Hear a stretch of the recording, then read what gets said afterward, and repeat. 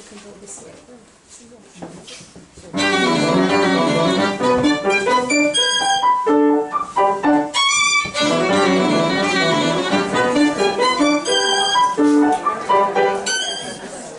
The central thing that's always been in my artwork is me. is that I have always had something to say that couldn't be said in any other way. And it wasn't literal. I couldn't say it, like I couldn't write it out, I couldn't make poetry about it. But all the schooling, even when I was in undergraduate school, it felt like I had things to say. Sometimes they were difficult things. There were areas where I went into scary memories from my childhood. And instead of keeping those memories hidden, I brought them into art form.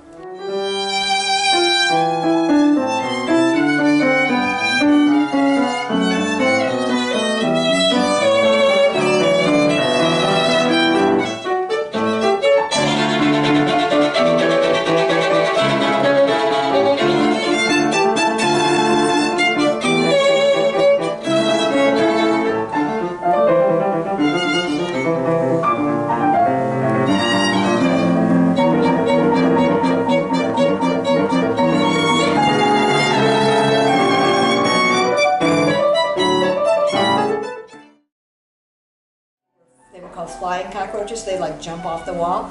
I was terrified of these things. They'd be in the basement, they'd be like water bugs. So I was at the Harvard Graduate School laboratories, and I went out onto one of these dry erase boards and I picked up the thing and I drew a big cockroach. And instead of being scared of it, I got great pleasure out of it. I made the antennas and I made the feelers, you know, that's the same thing, these things that went back and forth. And I thought, I felt really powerful. It was like I had the power of the cockroach. So I think that says a lot about what that art allows me to like not keep human things under, but to bring them out. And when you bring them out, you have more of yourself. I'd say all of my work is about that. The skin stuff, the presence of spirit, even the faces, which are from maybe 1971, those were, I'd say some of them were like inner states of mind. I would just start painting, and I thought all I really had to go by, since I wasn't painting somebody else, was me. It reminds me of her when I first met her, and but it also is a little scary, so I'm not sure I would want it in front of me all the time. I did a show at the Art Barn, which doesn't exist anymore, and one of the people in the show with me said, I can imagine things that could be underneath those rabbit skins. I can imagine more to this. And he didn't tell me what, and I went home and I said, I'm going to make the feeling under my skin.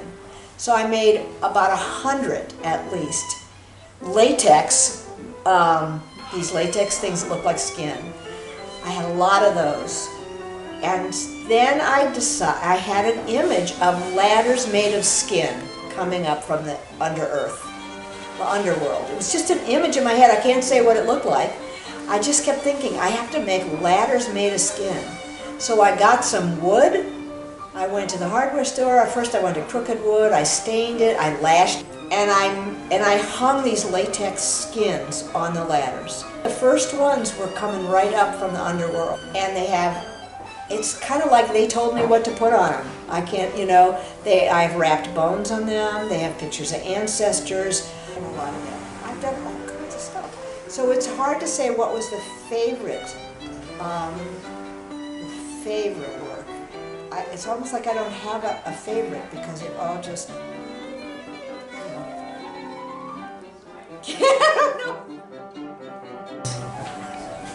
In the end, you have no suitcase. The ticket is one way only, very expensive, caro, precious. I want to count backwards from 100 and drift into an endless darkness that keeps me numb from pain forever.